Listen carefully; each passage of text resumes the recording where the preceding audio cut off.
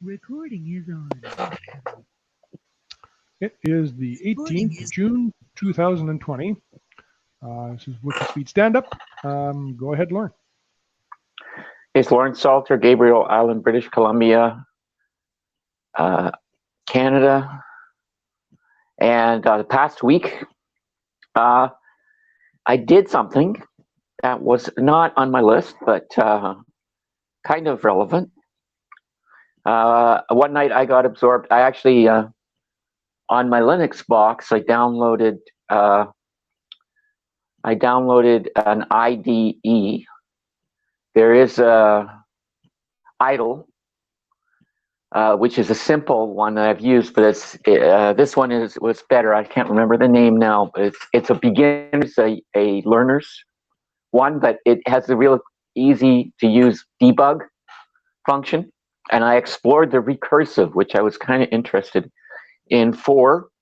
I think it could be relevant to the programming the wagon, little red wagon. I'm not sure how, but anyways, recursive is a kind of good, very Python-y thing, I think, and I wanted to explore it.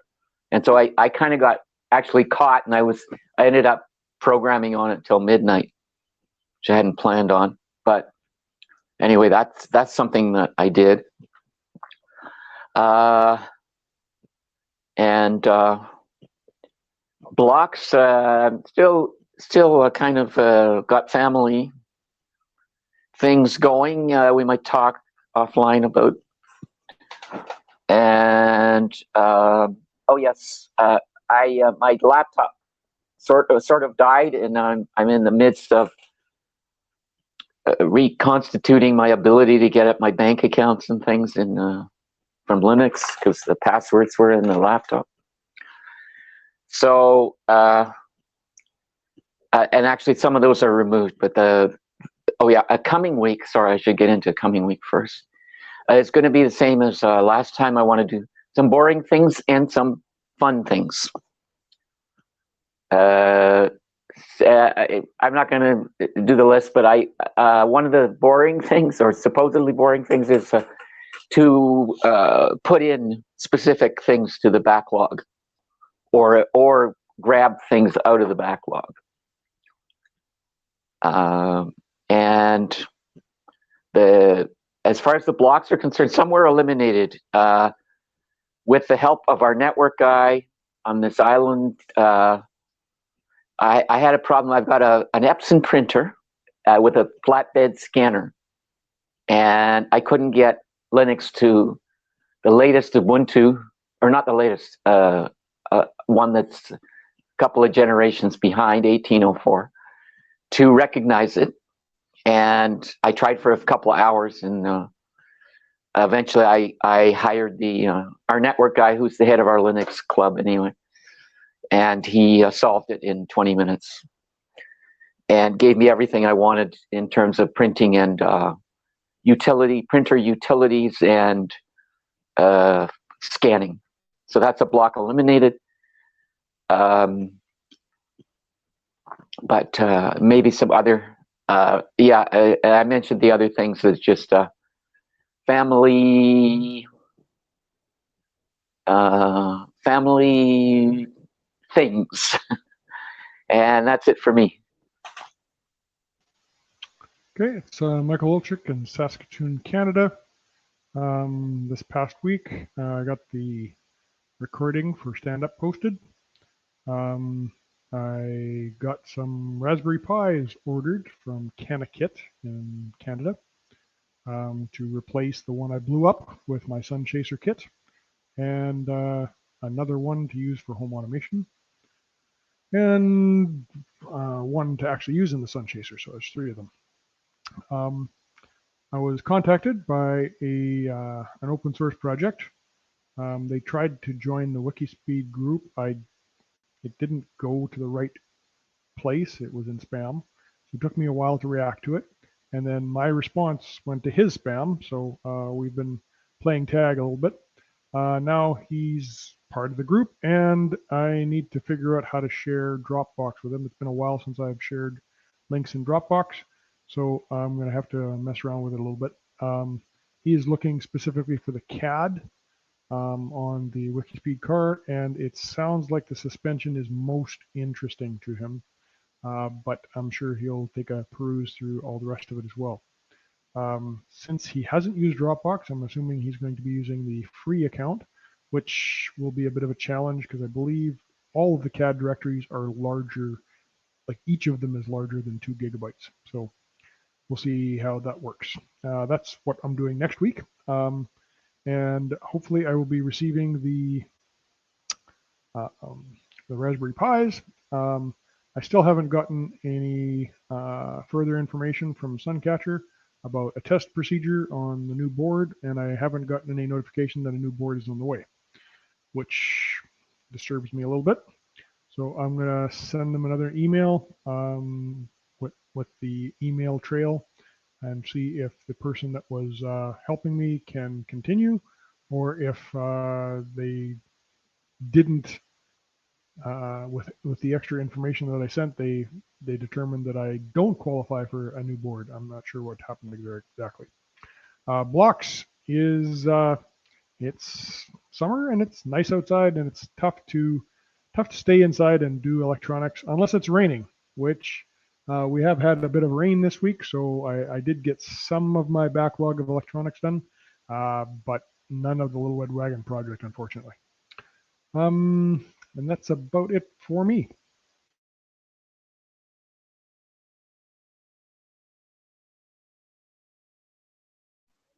Okay. Yep, there you are. Yeah. So that's unfortunate. About we'll take it to. I'll take it to crosstalk. So I probably want to. I do want to do a recorded crosstalk about the latest issue. Well, it's really about the responding to the pandemic crisis and the latest issue of Make. Actually, that's my suggestion. Is we keep our eyes. My process, which I'm going to do that first, and then I'll do the ratings. My process improvement is to keep our eye on the pandemic related things, because it's been reported in Make magazine that millions of pieces of equipment have been provided around the world by maker spaces and makers. The most successful looks like Belgium. They provided over 100,000 pieces of protective equipment. I think it's kind of skews towards the face plates, the same as Lighthizer was working on. Anyway, that's my process improvement, or if that's what it is. I think it would be. I think it'd be fun to kind of think about that. And my rating for me is, I'm going to give myself a 5 for, I just wanted to refresh the Python and pick one of the less intuitive or the more complex aspects of it. And so the team is a 10 because of just continuing both in the face of summer in Canada, where you got a limited number of warm, dry days, and also all the other things that are going on. And yeah, so that's it. That's it for me. Okay, I'm going to give myself a 5. I didn't get, of course, as much done as I was hoping to, but I came decently over half. And I think I'm going to go with a 6 for the team. Well, no, 7, because we're continuing. We're getting stuff done. It's not a lot of stuff, but we're getting stuff done. So, the improvement, I'll go with you. Monitoring what's going on with COVID sounds reasonable. I'm hoping that we don't get too big an echo when everything opens up, and then they have to clamp down again. So I guess that takes us to crosstalk. What would you like to talk about? Yep. Okay, so on crosstalk on the pandemic stuff. Yeah, so I thought it was pretty. Do you, first of all, do you have the latest make? Did you get the latest physical make? Not yet. Okay. It came for me, I think last Friday I picked it up. I only go to the post office once a week or so. And I picked it up. And, oh yeah, I was going to do a little show and tell here because there's some stuff I can, there was some evidence that, as well as a thermometer, I'm making this a community resource. I've already put it out to like half a dozen friends. This is a little, do you recognize it? It's the one that takes your temperature and your blood pressure or your pulse, maybe. No. There, does that look familiar? You go to the hospital and they put one of these on you, clothespin. Okay. It's an oximeter called a pulse oximeter. Okay. So it doesn't. There's caveats about using it, but a doctor in New York was quite emphatic that he had seen people who came in and they said the way he described it is they're sitting there talking on the cell phone, but when we measure their oxygen and we scan their lungs, they're in a bad way. So it's an additional thing. It's not a substitute, and getting a high oxygen level, which is 99% or whatever, is not a guarantee, because I actually read an account of a runner who his oxygen levels were still high for several days after he was in the hospital. Then they fell. So it's not. It's one other thing beyond temperature and other symptoms. Oh, okay. And I told people, because it's it actually recommends you clean it with alcohol, so it can be kind of sterilized for other people, or swabbed off. So I said other people, if you're concerned about symptoms, this is a nice thing to add for the doctor, and seems to be working. It's got me as a normal level. You can test it on with someone else in the family and make sure it's doing a normal level, and you can use it. So just thought I think it's actually far more useful to have a baseline and then see the change in any case. Yeah, right. And so I invited them. People could come by and get their baseline. Mm-hmm. Excellent. Although pretty. Yeah, you kind of need a baseline, particularly in vulnerable people, because it can vary from 92 up. As far as I know, almost every instrument that has anything to do with medical works much better if you have a baseline. Yeah.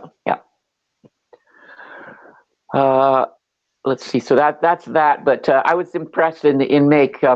So Dale Doherty, who founded Make, has an article saying that basically he describes the struggling maker spaces around the world, and he says, "Sorry, condolences, tech shop." Or whatever. There was a chain of commercial ones that didn't survive. So he described all that, and he said, and it was all kind of a potential, but didn't really happen until last month when it came into its own, with doctors and hospitals and communities reaching out and to maker spaces, and the maker spaces were shut down. So people were taking the 3D printers, or either going alone to the maker space or taking the 3D printers home and just using them day and night. So how many designs did they actually produce that were helpful? I know that there was a lot of a lot of these ad hoc machines kind of they worked okay to kind of inflate the push the bag to inflate the lungs, but you had to kind of watch that you weren't overinflating and that kind of stuff. They didn't talk much. I haven't read the whole thing. It's got a long section summarizing what happened. The ventilators was not the main project. So in fact, the ventilators, I listened on one of the sessions of the virtually maker, and what they ended up finding out was 40% of people who get home CPAP machines put them on a shelf and don't use them. Mm-hmm. And so the most useful, the thing that actually ended up with the ventilators was repurposing, because in some cases they found it was only the firmware that was different between the ventilator and some other attachments and things and measuring devices. But basically there's a thing called a CPAP, there's a thing called a BiPAP, which is more extreme. And at least one of them was essentially a ventilator with different firmware. And so that kind of, and there's thousands of people who got CPAP machines on the recommendations of their doctors, and 40% of them aren't being used. My wife is one of them. What's that? My wife is one of them. Right. The problem that she has is that is not that she doesn't inhale.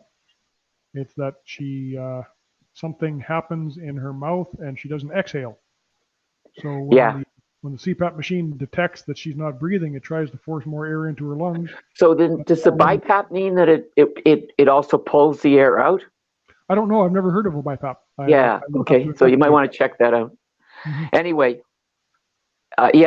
so that kind of that's one thing that happened with the ventilators. The other thing that happened with the ventilators is U of Chicago and other places, and that's what the this oximeter is about. They found that, first of all, the message of the doctor, and I just sent that out again to people around here when I offered the oximeter. So there's a doctor in Vermont who volunteered. He went down to New York during the worst of it. And he said people were coming in too late because they were being told, don't go to the emergency room. And he wanted to change that messaging to go early to the emergency room. And he wanted everything like seniors' homes and everything to have lots of oximeters so they could provide the information, because it was because of his experience. And so one of the things about that is if they get them early enough, the outcomes for the ventilators are not great. And the ventilators also have serious, they have to sedate people. And as soon as you do sedate a person for a week, there's a whole bunch of problems with pooling. The hospital staff has to roll a person every few hours, or they'll get worse pneumonia or problems, clots and everything. So what they do is they have this thing called a warm air cannula. It's just the oxygen thing, the sort of passive oxygen thing that goes into your nose, but then they have a humidified warm one, which is a little more sophisticated. They put you on your stomach. And this has been repeated in a lot of stories about COVID. And the outcomes are really good, and they avoid the ventilators in a lot of cases. So that's the other thing that happened, so that they're not necessarily using as many ventilators, and the fact is that there's a lot of unused equipment that can be, and so they were doing a lot of conversions, hundreds of conversions of CPAPs to ventilators. Anyway, that's my understanding. I don't know if I really understand it. It's all very technical, but so then what it ended up was the faceplate, like Lighthizer chose, was something that because as of the beginning, the faceplates were only reserved for serious cases, and everyone else in the hospital didn't have them. And that's their really big fear, is that somebody is, obviously people in the hospital are coughing and sneezing, and they don't want to get that stuff on them. Mm-hmm. And the face plates with any kind of a surgical mask under it is just really, really, it put them at ease. So that was the biggest demand, and that was the safest and easiest for the maker community to respond to. Plus, there's a lot of stuff about masks, making masks, sewing masks, and everything else. And that's the other thing I've been kind of studying after the virtually maker fair. So there was a couple of a physicist and a lab. She has also a doctorate in applied something or other. Or anyways, they were talking about their $10 tester, and so from their presentation, they were saying that the N95 masks were hundreds of times better than the surgical masks or any cloth mask or anything like that. I think that there's a little. I think their mechanism is a little too cheap and everything, because I read about some actual labs that use actual droplets, and the certain cloth masks and the surgical masks, which are made of the same thing as the N95, which is called spun-bond polypropylene.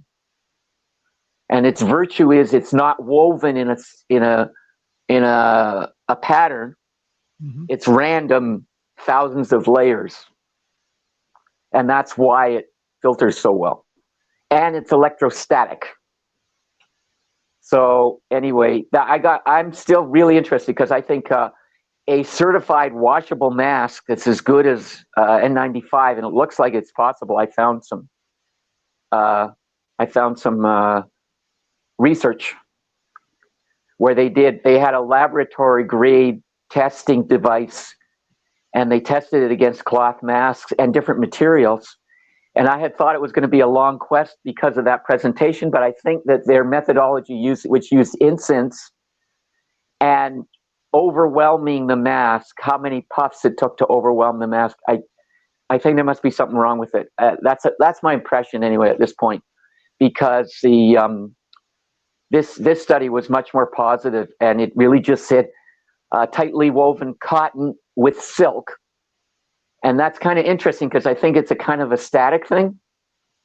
The electrostatic's important. So they were saying a combination or layers of silk and cotton could do a very good mask. And then the only other thing was fit. And in Make Magazine, they have a thing about taking a surgical mask and using a couple of rubber bands to make the fit infinitely better. And you just use new rubber bands every time you put it on. And if the fit is better, then it begins to approach the N95 mask, according to them. So I think that's all interesting. It needs verification and everything else, but I think that's a really promising area. And right now, actually, there's a push. My friend who, the quant and the data science guy, he just put a post on LinkedIn urging everyone to use masks, and various epidemiologists and scientists, some of them are reversing their earlier positions, but they're saying if everybody wears a mask, then they can prevent problems with reopening, that they can prevent second waves and third waves. Well, it doesn't, wearing a mask doesn't have to be perfect. It just has to make it so that the number of people a person infects is less than one. Yep, exactly. And Italy actually was less than one briefly, and then it popped over one again in the Rome area anyway. Yeah, it doesn't have to be perfect. It's got to be pretty good. That's all. Yep. So that's it for everything else. Do you have anything else on Crosstalk? I think that the response in the maker community was awesome. I think some of it was a little bit misdirected, but you can't have everybody going off and trying to solve the problem on their own and have everybody succeed. So the fact that not everybody succeeded really wasn't a big surprise. The fact that some of them did is actually cool. Yeah. So what we need the second time around is to take the ones that worked and have everybody start with those and then work from there. So. And certainly with the 3D printers, that's people share the files and the feedback from the hospitals. Mm-hmm. Yep. And yeah, actually, go ahead. That's pretty much it for me. So what? Yeah. Okay. Okay. Yeah. So if you want to stop the recording. Okay. 1 second.